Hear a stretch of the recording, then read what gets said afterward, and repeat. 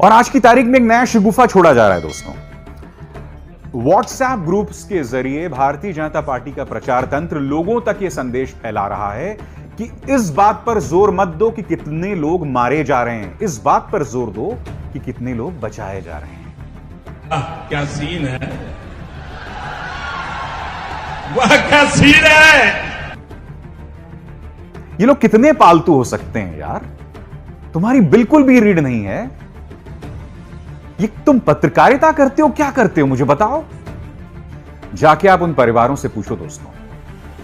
मैं आपको बतलाना चाहूंगा, पिछले एक हफ्ते से मैं और मेरी पत्नी अपने दम पर लगातार कोशिश कर रहे हैं कि हम जितने लोगों की मदद कर सकें। सब चंगासी। और इसके लिए मैं आपको बताना चाहता हूं, मैं कुछ लोगों से अपील भी कर रहा हूं। कांग्रेस नेता श्रीनिवासन, कांग्रेस नेता मुकेश शर्मा, आम आदमी पार्टी विधायक दिलीप पांडे, कुमार विश्वास, इन तमाम लोगों से मैं मदद कर रहा हूं, उनसे मदद भी मिल रही है।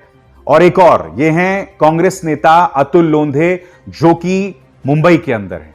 इनसे मैं मदद कर रहा हूं और ये जितना कर सकते हैं ये लोग कर रहे हैं। मगर मैं ये जानना चाहता हूं ना कि ये जो लोग हमसे पॉजिटिविटी फैलाने की बात करते हैं, ये खुद क्या कर रहे हैं, इनका पालतू मीडिया क्या कर रहा है दोस्तों। आपके स्क्रीन पर देखिए, ये न्यूज 18 मुकेश अंबानी का न्यूज चैनल, ये लोग ये चला रहे हैं कि इस वक्त जो एंटी इंडिया लॉबी है, भारत विरोधी लॉबी है, वो सरकार को बदनाम कर रही है कोरोना के नाम पर। मेरे जैसे लोग आज की तारीख में अगर आम जनता का सवाल उठा रहे हैं, उसकी बेबसी की कहानी आप तक ला रहे हैं, तो हम एंटी इंडिया हो गए। ये लोग कितने पालतू हो सकते हैं यार, तुम्हारी बिल्कुल भी रीढ़ नहीं है।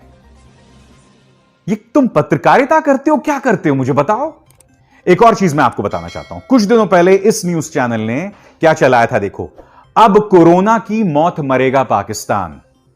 उस वक्त भी मैंने ये बात कही थी, पाकिस्तान से हमारे कूटनीतिक सामरिक मतभेद हो सकते हैं और एक पत्रकार के तौर पर हमें उनका पर्दाफाश हमेशा करना चाहिए, जो मैंने हमेशा किया है। मगर यह बोलना कि अब कोरोना की मौत मरेगा पाकिस्तान, वहां की जनता को तुम बद्दुआ दे रहे हो। और अब क्या हो रहा है मुझे बताओ। तुम्हारी दी गई ये बद्दुआ जो है मेरे देश की जनता को लग गई अगर मैं तुम्हारे तर्कों का इस्तेमाल करूं। और मैं आपको बताता हूं पाकिस्तान में क्या हो रहा है, ठीक है। अब आप कहेंगे कि जिस पाकिस्तान को आपने बद्दुआ दी थी वहां पर तो खुशी मनाई जा रही होगी। मैं मानता हूं पाकिस्तान में भी ऐसे सिरफिरे हैं, मगर देखिए वहां के ट्विटर पर क्या ट्रेंड हो रहा है आपकी स्क्रीन पर। सबसे पहला trend, Pakistan stands with India, यानी कि पाकिस्तान भारत के साथ खड़ा है। दूसरा, इंडिया नीड्स ऑक्सीजन, भारत को ऑक्सीजन की जरूरत है। तीसरा, पाकिस्तान विद इंडिया। चौथा, we can't breathe, India fights कोविड-19।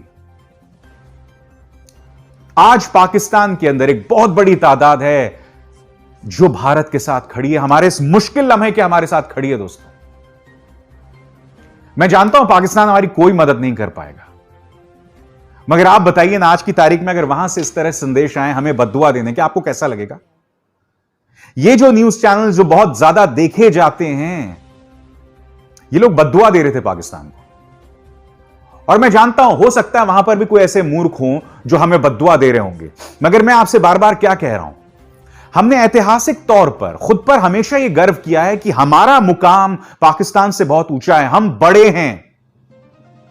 वो एक डायलॉग नहीं है, वो डायलॉग है, पता नहीं वीरेंद्र सहवाग ने कहा था कि बेटा बेटा होता है, बाप बाप होता है, पता नहीं किसी फिल्म का डायलॉग है क्या है।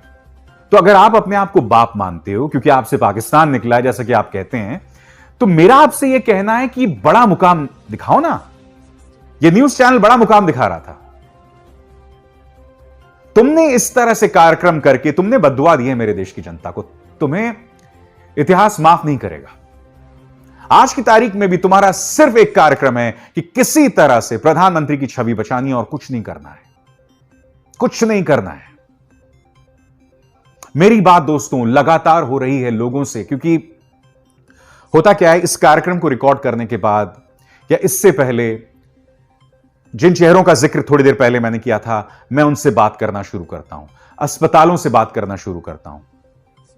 बेबसी की ढेरों दास्तानें हैं, लखनऊ में, दिल्ली में, उत्तर प्रदेश में, गुजरात में, हर जगह दास्तानें ढेरों हैं और आप कुछ नहीं कर सकते। मध्य प्रदेश में, क्योंकि मैं मध्य प्रदेश का रहने वाला हूं। मगर क्या करें हम? अब भी जब आप एक व्यक्ति को बचाएंगे, एक पॉलिटिकल पार्टी को बचाएंगे, तो हम मुद्दे का समाधान नहीं ढूंढ रहे हैं। हमें जवाबदेही तय करनी पड़ेगी ताकतवर लोगों की, जो लोग सत्ता में बैठे हैं। इससे समाधान नहीं होने वाला है। पिछले 1 साल में क्या हो रहा था, मुझे बताइए ना। इस खबर को देखिए, इसका जिक्र मैं अपने शो में कर चुका हूं। कोविड की बैठक नहीं हुई, कैरवान की खबर थी। क्यों नहीं हुई बैठक, मुझे बताइए। और बैठक बाद में जाकर होती है जब विकराल हो जाता है रूप। क्यों रोक के रखा आपने बैठक में?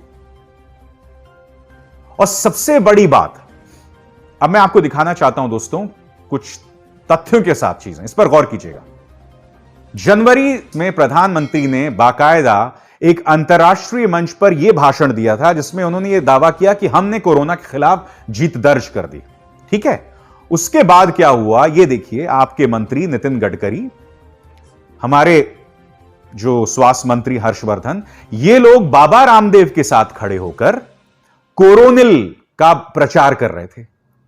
ठीक है, इसके बाद इस न्यूज चैनल को देखिए, इंडिया टीवी, इसने यह तक गलत खबर चलाई कि कोरोनिल को विश्व स्वास्थ्य संगठन ने मान्यता दे दी है। इतना बड़ा झूठ।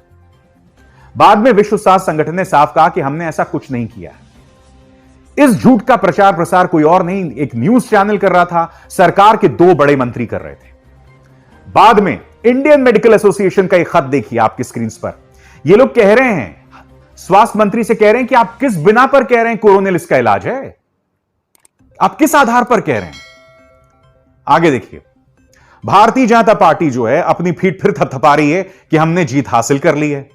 हर्षवर्धन का भी यह बयान देखिए, we are in the end game of कोविड-19 पैंडेमिक इन इंडिया, यानी कि हमने कोविड का खात्मा कर दिया है।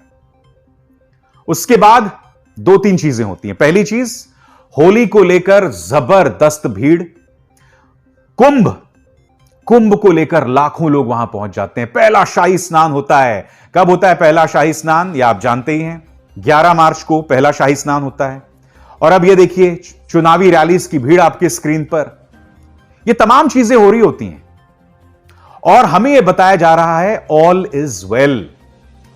हमें यह बताया जा रहा था ऑल इज वेल, और आज आपके सामने हकीकत है। आज मैं आपसे पूछना चाहता हूं ना, जवाबदेह कौन है?